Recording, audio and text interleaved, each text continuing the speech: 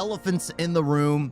Here was the world Hitler planned. Oh, okay. So what if it, honestly, like a lot of those book series which have like an alternate world where, well, Hitler came to power. Well, he did come to power. Hitler won. Yeah, so honestly, I am curious. I am curious on what would have happened, even though I've probably read a few books that have already explained this in an enjoyable, well, it always ends up in revolt. It always ends up in revolt. That's always what happens. What if Hitler had actually won the Second World War? Look, I've seen a few videos on this topic, and they were all a bit fantastical. More like a dystopian novel instead of a clear-headed look at history. So this is less Man in the High Castle, where Nazis are running the United States, but a much more realistic look at how a few singular events actually could have turned the tide for Hitler and what that subsequent reality might have been. Because Hitler, as he often did, called us... Well, honestly, like I've even said this before, like Hitler's greatest mistake, and I don't want to be giving advice to someone who was just an outright monstrous person, because heck, you wouldn't find me in cahoots with extremists and trying to talk them into how can people best accept your no, I wouldn't do that. But honestly, one of the biggest problems Hitler had was both attacking Russia and the EU as the alliance, you know, the Allied alliance. If it would have just attacked Russia or just attacked the EU, it would have been fine. It would have been able to progress and conquer a little more. It was because it spread itself too thin. That's what led itself to, well, going under. That's exactly what he would have done. He wrote it down in detail with maps. And a real question is whether that world could have held together and what could have stopped it. I'm Ken LaCourte, and today's elephant in the room is about understanding a realistic alternative history that we actually could have faced. We'll start with how close he came, because the Allied victory wasn't a sure thing.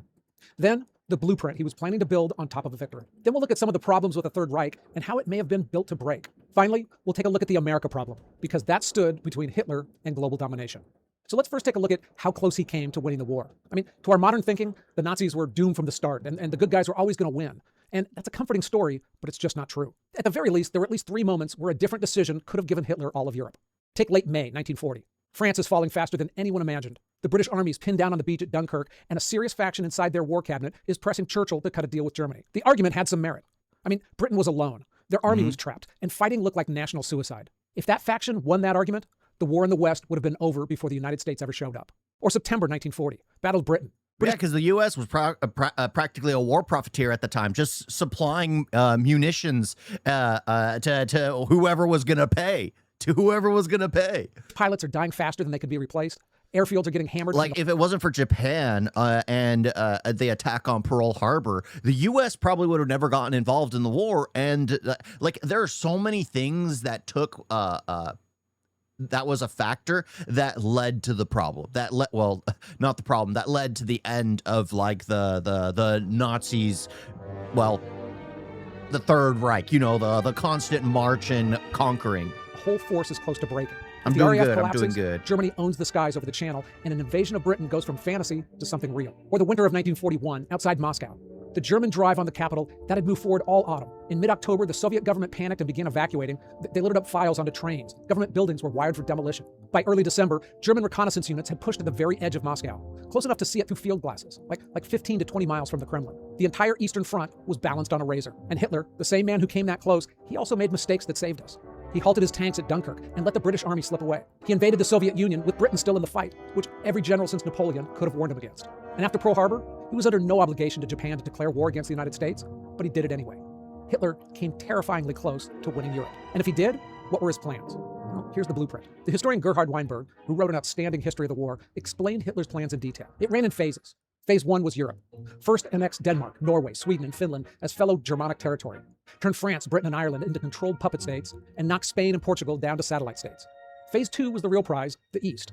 I mean, this is where it stops being conquest and becomes something else uglier. I mean, not ruling a people, but erasing them. The plan had a name, General Plan Ost, the master plan for the East. It called for the extermination or deportation of over 30 million people across Poland, the Baltics, Belarus, Ukraine, and stretches of Russia. The percentages are staggering on their own. Over 80% of Poles marked for removal.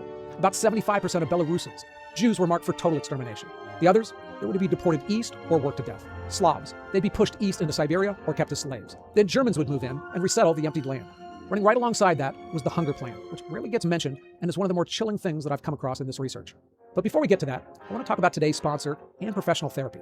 Now, I've only done that once in my life for some marriage counseling, and for someone like me, I just didn't like the logistics. I mean, trying to find the right person, then driving there, and then having the waiting room experience, all before you even start at 10% off your first month. Okay, so back to the war. You know, I don't know why. I think so. I have like personal experience like with like mental health. I remember being required to go see. I'm talking upon his ad because it was a roll my eyes moment, and I remember going there and never actually finding out the cause to my problem. All that doctor did was throw medication at me instead of finding the root cause. So for me, I absolutely despise most like mental health professionals. I know it has nothing to do with the context, but I don't mean to be mean towards his promotion or his ad placement, but for me, it was just a bad experience. It was a bad experience. Because there are good experiences out there. I mean, there was one like where I did like art, and that honestly solved most of my problems. But yeah, it's just I saw that. I'm just like, here I go again. I'm going off on a tangent. And Hitler's hunger plan. The architect was an agricultural official named Herbert Backe, and the logic was coldly practical. Germany wanted the food grown in the Soviet breadbasket to feed its own army and people, so the plan would have diverted that food westward. The planners wrote that number down. 20 to 30 million people in the occupied East were expected to starve to death. I mean, the Nazis understood that going in, and it was part of the policy. His model for all this was the United States, and he said so explicitly in his writings. In fact, he considered the Slavs he planned to clear off the land to be the new Native Americans. He looked at what European settlers had done in the Americas, and he was going to use that as a guide. The resettlement plans got very specific. Crimea was to be cleared and handed to German settlers. Great highways would push east into the conquered land, with new German towns strung along the way, all built with slave labor. Phase 3 was meant to come later. After taking Europe, Hitler expected to claw back Germany's old African colonies and help redraw the continent under Axis control. He was even counting on regimes like apartheid South Africa as sympathetic partners, not enemies. So the Nazi genocide that we saw killed over 12 million people, but that was only the opening act. The full plan for the East would have stacked tens of millions more on top of that in a deliberate, organized genocide running across the continent. As always with the Nazis, this wasn't a mob of thugs figuring things out as they went along. Heinrich Himmler ran the machine and even had professors design the racial classification systems that would decide who lived, who died, and who became slaves. It was genocide with footnotes. While all this was being planned, Hitler was moving forward with his favorite architect, Albert Speer, on a project they called Germania. It was a total rebuild of Berlin as the capital of the world. The centerpiece was a hall meant to hold 180,000 people with a dome bigger than St. Peter's in Rome, and with a triumphal arch big enough to fit the Arc de Triomphe several times over. Their aim was also to reshape religion as well. We tend to picture the Nazis as just being cynical about religion, willing to use the church when it was convenient and ignored otherwise. But they were planning on destroying it as potential opposition. Inside Germany, they even had a name for the halfway step: positive Christianity. It sounded harmless, but in practice, it meant stripping out the parts of the faith that clashed with the Nazi doctrine, downplaying the divinity of Christ. Again, there is their own Nazi Bible. I hate, and this happens in every single organization, every single religion, every single belief, where they will literally take what's considered sacred to some people and completely rewrite the script so that way they can influence. I was like, no, this is the word of God. Follow what it says. And then they negate everything else. And no matter what extremism you follow, it always ends up doing that. Like, again, Nazi Germany, it would be considered a Christian extremism. Honestly, one of the worst, more so than the Great Crusades. However, most people who are Christians or believe in Christianity or in the Bible know that it has nothing to do with the Bible. However, it's one of those, the Book of Eli is like an amazing film where it kind of leans into like the aspect of how religion can easily manipulate people. And the only reason Gary Oldman wants the Bible, is so he can read the scriptures in order to control his little colony and gain more control. So that way he could be the sole focus, because religion has always been utilized that way. Has always been a tool for people in power or people to gain more control. It's always been that way, and it will always continue to be that way, where there are always those who will see it as an opportunity to take from those who don't know any better. And people will claim that their religion will not do it, but every religion does this. Every religion does it. I don't care if there's a pastor, an imam, a guru, a reverend. I don't care. There's always going to be those that take advantage and cheat. Erasing his Jewishness, minimizing the Old Testament, and tying what was left to the cult of the Führer. It was marketed as a more German Christianity, but the point was to bend the church around the state. Long term, they wanted Christianity gone from Germany altogether. Now, there's a famous 30-point program for a so-called National Reich Church that gets quoted everywhere. Bibles being replaced by Mein Kampf, crosses replaced by swastikas. But the wartime Gestapo traced it to a single zealot, so it wasn't official policy, and the state really never adopted it. But what isn't in doubt is that Alfred Rosenberg, the Nazi Party's main architect on religion, intended to hollow out German Christianity and eventually replace it with something built around blood and nation. Before the war, he'd already been put in charge of the party's philosophical education, which meant shaping the worldview of stormtroopers, Hitler Youth, and rank-and-file Nazis. Church leaders in the 1930s saw his rise to power and openly worried that the state had just put an anti-Christian crusader in charge of the nation's soul, and they weren't wrong. And the church was already bending. In 1938, about 90% of Germany's Protestant pastors swore personal oaths of loyalty to Hitler. I mean, the wording was pretty blunt. I swear that I will be loyal and obedient to the Führer of the German Reich and nation, Adolf Hitler. So help me God. So the regime didn't have to break the church by force because intimidation was already working pretty well. But even if Hitler won on the battlefield, the government he created had some fundamental problems and in many ways was built to break. Start with the money. The Nazi economy was a time bomb, and the regime knew it. Germany was chronically short of the foreign currency it needed for raw materials, lurching from one exchange crisis to another throughout the 1930s. The rearmament boom, tanks, planes, uniforms, they ran on MIFO bills, government IOUs that were basically printed promises to pay later. Those promises came with a countdown, and the maturities were all due between 1939 and 1942. So the war was essential if Hitler wanted to keep dodging the bill collectors. There was a 4-year plan that was supposed to make Germany self-sufficient, but it failed. Their economy, it ran on conquest. It had to keep swallowing territory to loot the resources, seize gold, grab slave labor. If they stopped conquering, the math collapsed. Now that said, it wouldn't have collapsed overnight. There was a less accepted view from economists working in Britain in the late 1930s. Like, that's the thing. No dictatorship, no kind of, well, the type of government they were trying to put into place cannot exist without some kind of slave labor force. And that's the thing that a lot of people don't realize. Is like, you don't get something from nothing.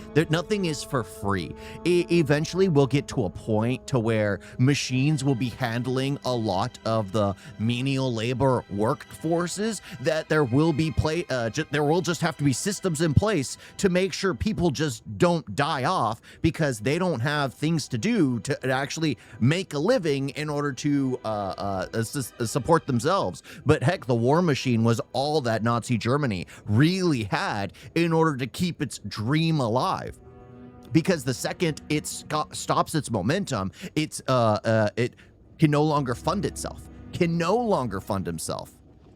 Thomas Balog and Claude Gibault, they pushed back on the popular idea that Germany was about to fall apart. In their view, the Nazi system was tougher than the people wanted to believe, and it was held together by raw authoritarian control. So, from their point of view, a victorious Germany, it could have limped along a lot longer than we would have liked to have thought. But perhaps a more urgent problem for the Third Reich was keeping the conquered under control. Look at Yugoslavia. Germany had to keep over 500,000 Axis troops just to hold on to the place. And they got vicious about it, as they always did. They had orders to execute 50 to 100 civilians for every German soldier killed. Now, that was brutal, but those reprisals, they only increased the resistance. Because genocide often makes the problem worse. When the only alternative is death, people don't always lie down. They fight because they've got nothing left to lose. Mass murder gives every able-bodied person a reason to pick up a rifle. Doesn't always happen, but sometimes it does. Now, spread that across an entire conquered continent, the ones that are marked for slavery or removal or death, and the Nazis could have been stamping out fires in a lot of places. On top of that mess, they had some serious political infighting, always. The Nazi leadership, it was a pit of vipers even in peacetime. Himmler, Göring, Goebbels, they were always angling for power. A movement built on a single strongman has an obvious problem. Hitler even tried to solve his succession problem as early as 1941. He signed a formal decree naming Göring as his heir. But 4 years later, he'd strip him of all those titles and ordered him arrested for treason. Then he did the same thing with Himmler days before his own death. The two... Yeah, it's funny because, again, I don't want to talk about it. But it's funny because, like, in Star Wars, a lot of things, like, that's what it's based on. There's a reason why they would, the Sith would only take like one mentee. The mentor would take one mentee because they were always afraid that the pupil that they were raising would always seek their own death. And in every single stories in Star Wars, the Sith Lord was always fighting off its own pupils continuously, proving that the pupils don't have the strength yet to take the place of their master. It's so much cooler in Star Wars, though, than it is in like real life when you see this kind of stuff in real life. Because in real life, it's just like, oh my gosh, this is just, they're monsters. But when it's like literally evil powers, it makes more sense because it's like evil powers. They want to have more evil powers. So the more evil they are, the more powerful they get. It makes sense. It makes sense. But these people were just evil to be evil. They just wanted to be the head of the throne. They just wanted to be the one in charge. And every dictatorship is this way. There is always someone at the helm who is in fear of everyone else behind them. Everyone else, because the next person is going to want to completely take that spot. Everyone has the rights to that seat at that point because it's a dictatorship. There's only one person in charge. Men he'd officially designated as his heirs both ended up thrown out before the end. And the problems weren't just internal. On paper, Germany and Japan were partners. They even split the world between them, drawing a line down the 70th meridian. Germany claimed everything west of it, Japan everything east. But nobody serious in Berlin thought that those borders would outlast the war. Once Japan had done the dirty work in China and the Pacific, the plan was to turn on them as well. I mean, when you've built a movement based on Aryan racial superiority, the Japanese, they just didn't fit that bill. The regime had tried to get around that by slapping the label honorary Aryan on the Japanese and kind of hoping nobody would laugh. And some theorists even went further, tying themselves in knots to argue that the Japanese were an Aryan people of the East who developed independently. But not even Japan was fooled with that stuff. It refused to hand over Jewish communities in its territories. It rejected the Nazi racial doctrine outright, and it ran its own war largely independent of Berlin. A victorious Axis doesn't give you a stable new order. It gives you two tired conquerors eyeing each other across that meridian, each planning to betray the other. Winning the war wouldn't have ended the wars. It would have just decided who fought whom next. So look, this is a good time to mention that if I get any serious facts wrong here, let me know in the comments. I'll address it in a pinned comment below. Down there, you'll see sources and research notes as well. All right, so Hitler kind of thought America was a joke, and he never took seriously the America problem that was going to await him after the war. He called Americans a race of mongrels, and he assumed the country would rot from the inside long before it could ever threaten. As late as 1944, when American tanks, planes, and... I checked the pinned comments just to see if there's any corrections, but no, it was just the seeking a therapist. Men were doing the heavy lifting in Western Europe. Hitler was still more worried about Britain than about the United States. And the economic and military production power of the United States, it was massive. Numbers that were larger than Germany and most of Europe combined. In 5 years, America produced over 300,000 aircraft, 100,000 ships, and millions of vehicles. But Hitler's contempt came with a theory. America was spiritually weak. In his mind, it was addicted to consumer comforts, divided by immigrants, and corrupted by Jewish influences. He figured that kind of society wouldn't hold up under any kind of a serious stress, and it would eventually tear itself apart on its own. The strange thing is, it's just like, I can easily see where that mindset would come from, but the way the military mindset works in America is like completely different than any other nation. The fact that no matter what, you will be brought home. You will be brought home. That doesn't happen everywhere. That's not the same kind of mindset everywhere else. Which is funny because the U.S. does a lot of traveling to other nations, but there is a completely different mindset for like U.S. soldiers, because it's not so much about duty. Like I'm pretty sure with like Nazi Germany, it was something that they just had to do. It's something that they were like a lot of places. It was the like yes, we did have the draft, but a lot of people were just enlisting because they thought it was the right thing to do. It was the morally right thing to do. And in like again, you look at South Korea, you look like a lot of places which have like the 2-year limit where people have to join. Israel, South Korea, and Nazi Germany, I guess, where they just had to join. There was a completely different kind of mindset towards the military than those who feel like it's their calling to do this, calling to fight for their country, calling to protect their brothers in arms, calling to there's a completely different mindset. And it was a shock for most people with that kind of mindset. When you get those kinds of people on the battlefield who, yeah, it's I don't have well, I probably would have made a great soldier, but I just don't make the qualifications. That's what I'll say. I don't meet the qualifications. Military planners, though, they weren't so sure, and they had some ideas of their own. One program was nicknamed the America Bomber. It was a serious effort to design a long-range aircraft that could fly from Europe, hit New York, and then just not bother coming back. Their V-2 rocket scientists, they sketched out a 2-stage monster some called the America rocket, and it was an intercontinental missile meant to lift off in Europe and come down on the East Coast. As an alternative, they even plotted towing rockets across the Atlantic behind submarines if the intercontinental things didn't fly. Every one of those plans was meant to tackle the same problem. Germany just couldn't get an army across the Atlantic Ocean. I mean, even if they could bomb cities, you can't occupy a country that you can't reach with troops. So that's why most historians think that a post-war reality would have been a sort of permanent Cold War with Nazi-controlled Europe on one side and an isolated and untouchable United States on the other. Now, that standoff probably wouldn't have left America untouched internally, because a democracy locked in a permanent Cold War with a continent-sized fascist state, that would have instilled fear here. It would have likely been a more extreme version of the Cold War with the Soviet Union, and that kept America with a big military, McCarthyism and Red Scares, nuclear drills in schools. Against a more powerful, vicious Nazi regime, America would have been fixated on that threat for as long as it existed. How would that have affected the United States? Well, the thing is, if you got to keep in mind, if Nazi Germany got to the point where it had completely taken over all of that continent, like the entirety of it, and the U.S. was solely on its own, off to just standing on its own, that continent, let's just be honest, wouldn't exist to this day. It wouldn't exist to this day because the nuclear weapon was created and designed on U.S. soil and then experimented on off of U.S. soil, but then would have been dropped all along that entire continent. The U.S. wouldn't have cared. It wouldn't have affected them whatsoever. Because, again, we have a great land for resources and everything. Of course, we would have to find our textiles, and because the U.S. doesn't want to do its own textiles, so we would have to find it in South America. We'd have to find it in South America. We couldn't manufacture it here. But yeah, I mean, this all makes sense if you take out the idea that the U.S. dropped 2 nuclear bombs. We didn't care and dropped 2 nuclear bombs. So if we were willing to drop 2 when we still had the upper hand in most places, imagine what the U.S. would have done if they were afraid that they didn't have the upper hand. The entirety of the continents on the east, would it be the east? The eastern continents would completely be eradicated. Maybe just a few non-radioactive zones. That'd probably be it. You know, it's not hard to imagine loyalty oaths turning into loyalty tests, or emergency powers becoming more normal powers, and the line between security state and police state getting blurrier every year. Internally, America could have looked like a different country than the one that entered the war. But for a time at least, there would have been an ace that only the United States had: nuclear weapons. The irony is that German scientists got there first on the pure science. In 1938, German scientists split the atom in Berlin, discovering nuclear fission. Then they walked away from it. In 1942, Hitler's people told him a bomb wasn't coming in any useful time frame, so the priority dropped. I mean, German teams, they never achieved a sustained chain reaction.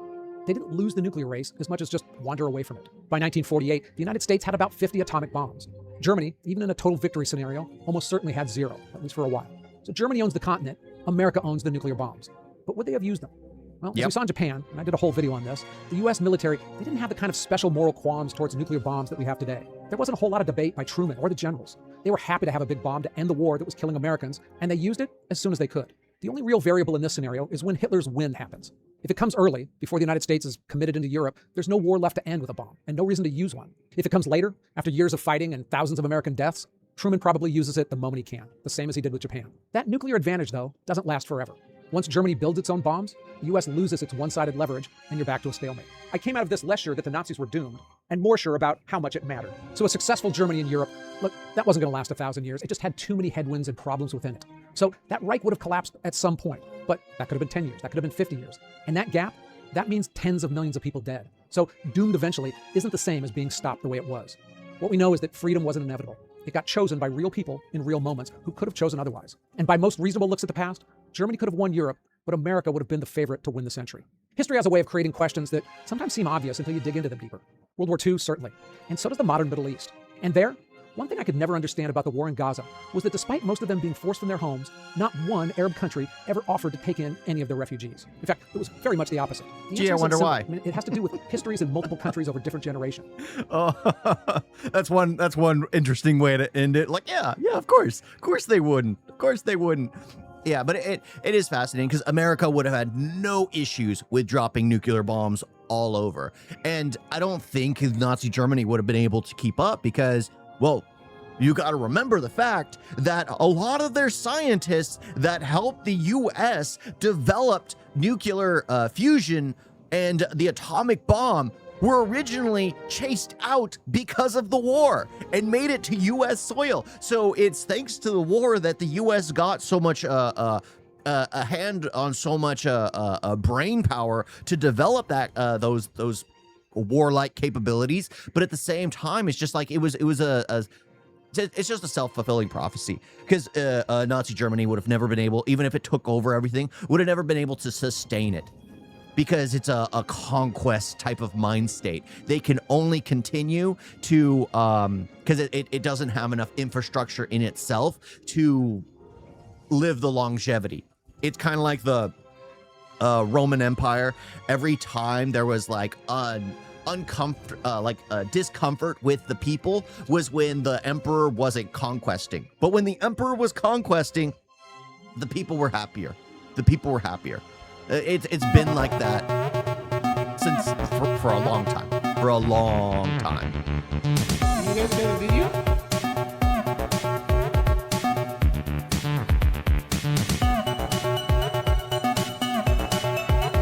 Why is it so bad? And don't forget to like and subscribe. Why is it like that?